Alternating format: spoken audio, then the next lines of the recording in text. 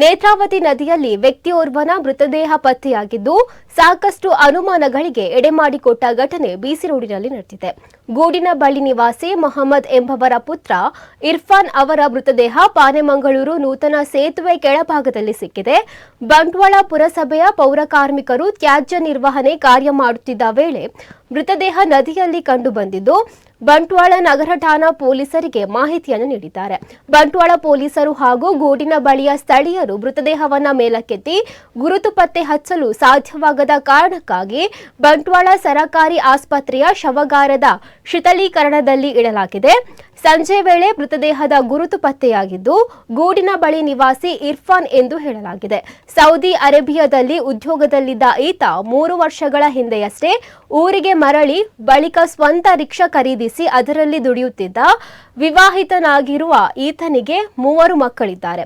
ಆದರೆ 3 ದಿನಗಳಿಂದ ಈತ ಕಾಣೆಯಾಗಿದ್ದ ಎಂದು ಹೇಳಲಾಗಿದ್ದು ಬೆಳಗ್ಗೆ ಈತನ ಮೃತದೇಹ ಸಂಶಯಾಸ್ಪದ ರೀತಿಯಲ್ಲಿ ನೇತ್ರಾವತಿ ನದಿಯಲ್ಲಿ ಪತ್ತೆಯಾಗಿದೆ. ಮೃತದೇಹದ ಕೈಗಳಲ್ಲಿ ಗಾಯಗಳಿರುವುದರಿಂದ ಸಾವಿನಲ್ಲಿ ಸಂಶಯವಿದೆ ಎಂದು ಕುಟುಂಬದ ಮೂಲಗಳು ತಿಳಿಸಿವೆ. ಅಲ್ಲದೆ ಮೃತದೇಹದ ಮರಣೋತ್ತರ ಪರೀಕ್ಷೆ ನಡೆಸಿ ನ್ಯಾಯ ಒದಗಿಸಿಕೊಡುವಂತೆ ಕುಟುಂಬ ಮೂಲಗಳು ಪಟ್ಟು ಹಿಡಿದಿದ್ದಾರೆ.